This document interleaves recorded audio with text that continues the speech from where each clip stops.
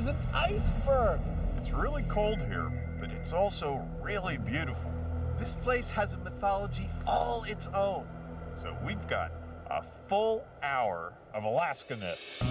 Tourism types up here market the 49th state as the land of intensity.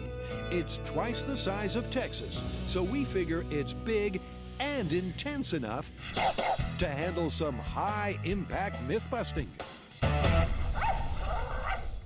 Like most of our favorite myths, this one involves some drunken friends and explosives. You got a group of drunken friends, one of whom's just bought a brand new SUV, and they all decide that they want to go duck hunting with their dog. Except there's nothing around them but a frozen lake, and no duck is going to land on a frozen lake, so they need to make a hole.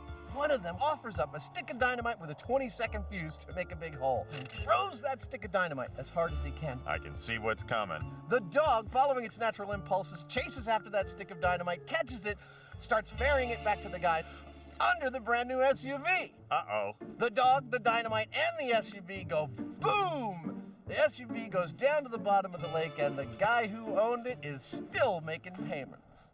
This not-so-urban myth surely stretches the bounds of human stupidity. My sympathies are all with the dog, though you must admit, it's as funny as hell.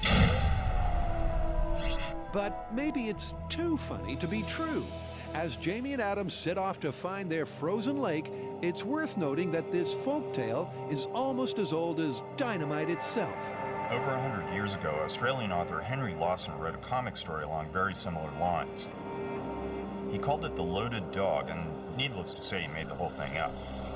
Still, we can't assume it couldn't happen, and that's enough reason to put it to the test. The first thing we obviously needed was a frozen lake, and the researchers found us one here in Alaska behind me. This snowfield you see is in fact Fisher Pond, a man-made lake, which means there are no fish for us to kill, with a nice coating of rock-hard ice on top. The ice on the pond is too thick to dig through, and that supports the myth. But can it support a 2-ton truck? Okay, here we go.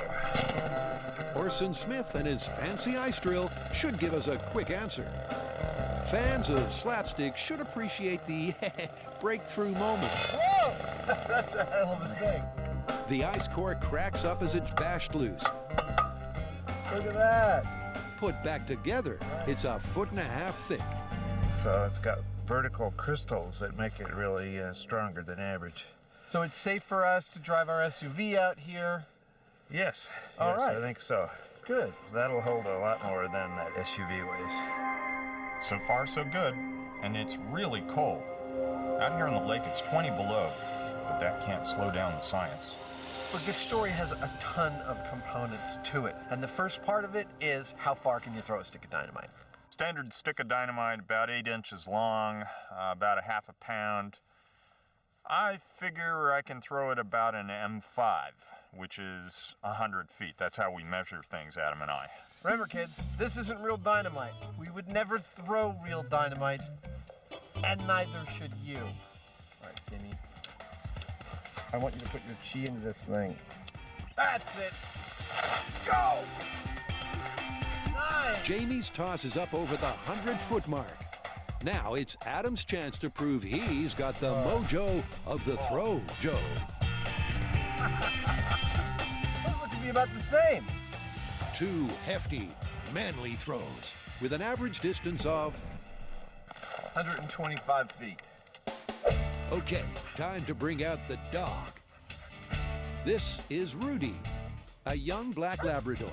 Puffing, drooling, and full of running, he's a born retriever, making him the perfect candidate to try to cover the distance there and back before the 20-second fuse fizzles out.